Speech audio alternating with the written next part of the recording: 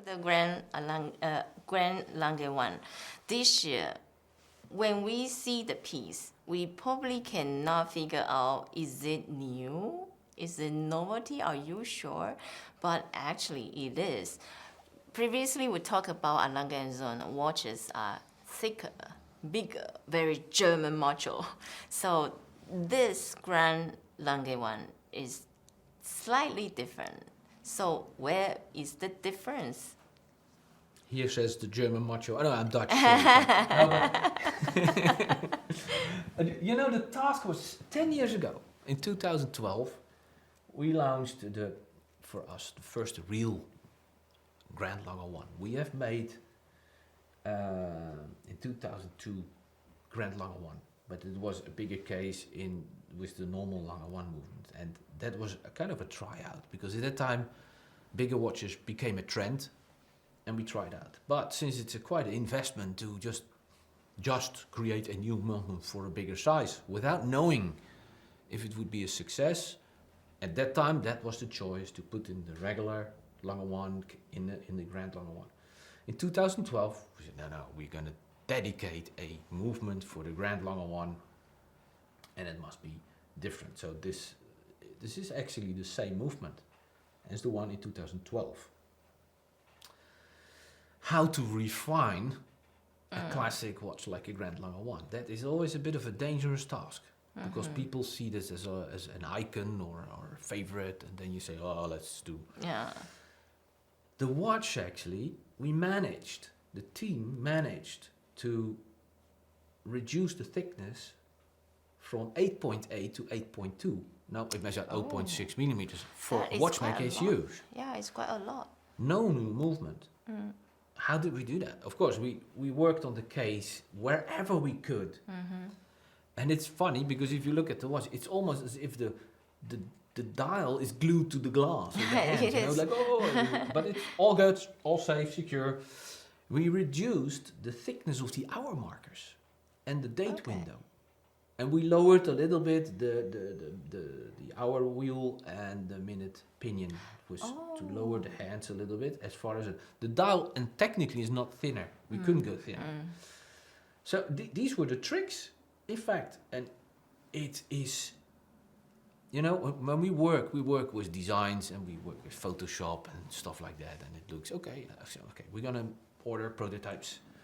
So it's all technically drawn, and then we have prototypes. And we were so positively surprised. We didn't expect the difference to be so huge in real life. It is. And it is. If you have the regular or the former 2012 Grand Lange one, you see right away. Especially from my side to see the watch. If you wear the wrist, on the wrist, I see, as you say, the dial just like jump out. In front of you.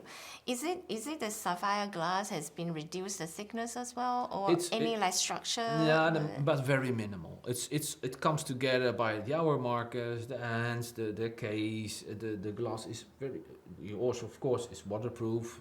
You know, also like all our watches, and no compromise on that. And it's amazing what you can scratch away. Now we're not gonna go in the direction of our dear colleagues from Piaget or they master. You know, they are the masters. And we don't mention them. No, but we are good colleagues. We are good colleagues, and we you know they make magnificent products, and we do our things in our style and our way. It is, like I say, it's full of gold chatons. You know, you have the movement with 72 hours power reserve, one single barrel. The Grand Lange one. And it's so elegant. The grey is our grey, which you may have seen in other watches. But the other part, except from the subdials, is also a little bit frosted. It's not it's not the the tremblage thing. No. It's the effect. It's the effect. And for the first time, we did. You know, the subdials at Lange, they always have a very sharp 90-degree edge. It looks very sharp. Makes a very precise design.